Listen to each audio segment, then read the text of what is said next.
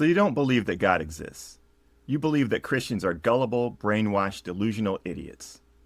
If I've just described your perspective, then I have a vital question that I hope you'll be willing to answer. The entire world references all of time to the birth of Christ.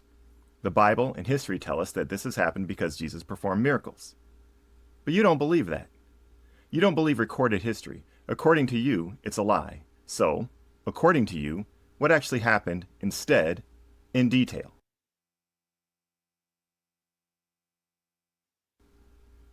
I've asked this question to multiple atheists. No one has given a qualifying answer. And they won't. Here's why. It all boils down to that one qualifying attribute: detail. If you ask an atheist this question, most won't even bother to accept the challenge. The most common responses are things like, "I don't know what happened," or "I'm not interested in answering that." These are the most typical responses. If you push an atheist, and they choose to attempt to answer the question, I'll provide an unqualifying, non-detailed answer. Here are some of the responses that I've heard. Rapid myth theory. A lie was spread. Uneducated people were duped. There's a rational explanation that can disprove every miracle. First, it's important to point out that none of these answers are qualifying answers. Why? Because, like I've said, they don't contain detail. That last one could potentially qualify if a person were willing to give a detailed debunking of every miracle. However, even this approach has its own problems. I'll explain why in a second. Before we get to that, let's start with some basic facts. The Bible and the historical record is very detailed. It talks about Jesus being born, the circumstances under which he was born, things that he said, specific miracles that he performed, as well as people's responses to the miracles he performed. We can read about the responses of those who chose to follow him and also the responses of those who wanted to kill him.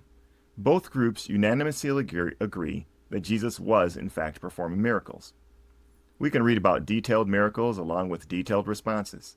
In some cases, we're given people's names. This is the history. This is the detailed historical record. So, saying something like rapid myth theory or a lie was spread just doesn't cut it. How would a myth spread rapidly? How would such a lie spread in detail? I remember one atheist stating that 40 years had passed between the events of Christ and the time when the New Testament was written. All right, let's give her the benefit of the doubt. Can well-known, broadly experienced fact morph into vague myth within 40 years? The short answer is no. Let's take a well-known example of our own relatively recent history. September 11th, 2001. I'm old enough to remember that day. A lot of people are. It took place over 20 years ago and was witnessed by the masses, just like the miracles of Christ. Now, in Jesus' day, the masses were able to witness extraordinary events that are way more astounding than a terror attack. They witnessed events that were unprecedented, things that are supposed to be impossible. Now, in 20 years, will our civilization somehow mistake the events of September 11th as a myth rather than actual history? No. And a terror attack is something that is a lot more common to man. We're talking about humans killing humans. No miracles performed. Personal experience, we all know that something like rapid myth theory would never happen. 20 years from now, people won't incorrectly view September 11th as a myth, nor will people mistake fictional books like the Harry Potter series as historical fact. That just doesn't happen. So, even without focusing on details, rapid myth theory just doesn't fly. What about a lie was spread? Well, again, where are the details? How would such lies spread? First of all, what would be the incentive for thousands of common people to lie about having witnessed miracles if they hadn't witnessed miracles? What did they get out of it? Were they being paid? If so, by whom? If they were recruited, how did they recruit others? Did they go to other common people on the street and say something like, "I want you to join a movement where you lie about having seen a man perform all sorts of miracles. Oh, and by the way, you may have to die for this lie." If it's all a lie, how did the transactions work? How did the lie spread? These are the types of questions which may cause an atheist to abandon this position. After all, not only does a grand lie conspiracy theory seem impractical, it just doesn't make sense. Why would people take Why would the people of that day choose to make up such a lie and all agree to go along with it? So generally, that theory doesn't go very far. So what's next? Oh yes, the people were duped. They were tricked. However, this doesn't make sense either. Jesus performed the kinds of miracles that would be nearly impossible to fake. Also, he did it hundreds of times. For instance, he healed people who were known to have been blind their entire lives. Oftentimes, a blind man was well known within the community. He was the guy who sat on the corner day after day for years, asking for food and money. It was well known that the man was blind. The townspeople knew that he was blind, but now he could see. Was that blind man in on a scam for his entire life before Jesus came around? Was he suffering, starving, and faking being blind just so that he could partake in a scam orchestrated by a guy who would show up decades later? What about the people whom Jesus raised from the dead? Was that a scam too?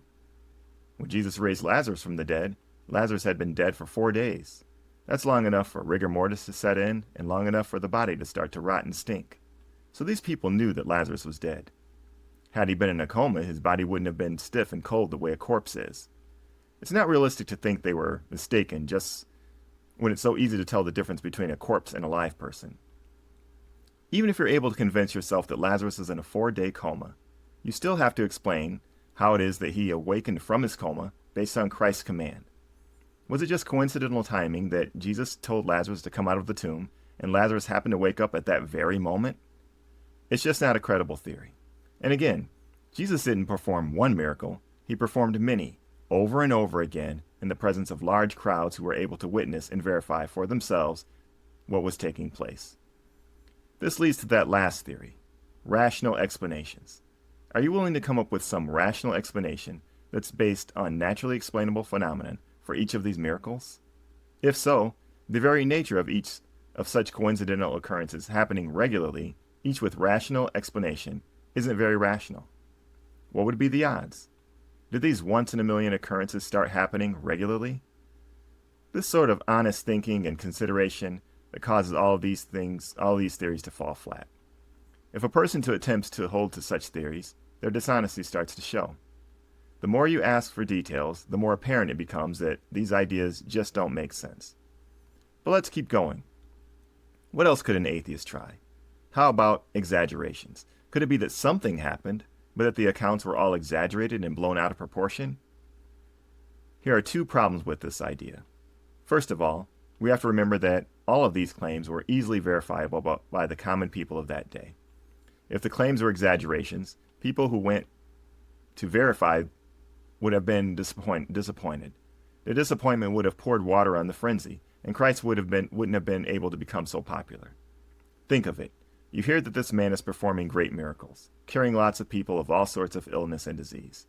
If you have such an illness, or if a loved one is about to die, you choose to go and see this man. Many did.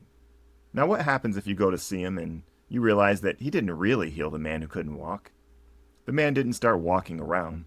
Instead, he just slowly stood to his feet and people started to cheer. You then approach Jesus with your ailment, but it doesn't really go away. How would you, or that man who still can't walk, respond? How would the entire crowd? Would you limp back home telling everyone that Jesus healed you, even though you still have your problem? When it comes to miraculous claims, it'd be a whole lot harder for mediocrity to cause people to respond to Jesus with the level of excitement that history shows us. No one gets excited about debunked claims. Secondly, Jesus had enemies.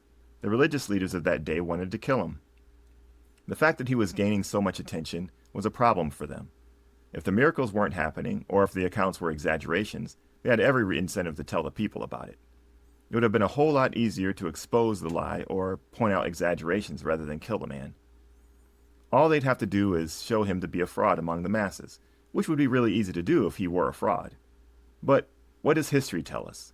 What did his enemies say about him? Did they say that he wasn't performing miracles? No, they couldn't do that. All the people were able to verify for themselves that Jesus was performing miracles. Did they even claim that the miracles weren't that great or that they had been exaggerated? No. There's no historical account of that happening from his enemies during that time. So, as his enemies, what did they do? They said that he was performing sorcery and that his power came from the devil. This claim from the people who hated him most confirmed that he was, in fact, performing miracles. Miracles of the grandest kind. For these reasons, the argument of exaggeration starts to fall apart. Further inspection and a detailed conversation easily exposes the deep flaws with this argument until it's easily refuted. By now, I think it's becoming pretty clear why most atheists don't want to answer the kryptonite question. The more detailed the conversation becomes, the more it becomes clear that Jesus did in fact perform miracles. I'll just say it. I don't like making videos. Videography isn't my gift, nor is it my interest. Because of this video may very well be my only one. I'm making it because people generally don't like to read. I've written lots of articles about this subject as well as others. They're all available at unsilentalarm.com. However, the reality is that we live in a TLDR society, which stands for too long didn't read. Few people read, hence the necessity for this video. Let's wrap this up by talking about implications. What are the implications of not being able to describe what happened in detail while rejecting history? Shouldn't this be a problem for the atheist? Imagine someone claiming that their dog made them breakfast. Think of it. They woke up in the morning, went to their kitchen, and saw a plate of breakfast that had been made. They looked around and saw their dog sitting on the floor wagging his tail. They then make the outrageous claim that their dog made them breakfast. You push back on their claim. You say to them, "That's bizarre. How could that happen? Explain to me how it is that your dog made you breakfast. I'd like to know the details." They respond by saying something vague like, "It's due to pet culinary theory," or they say, "I don't have to answer that."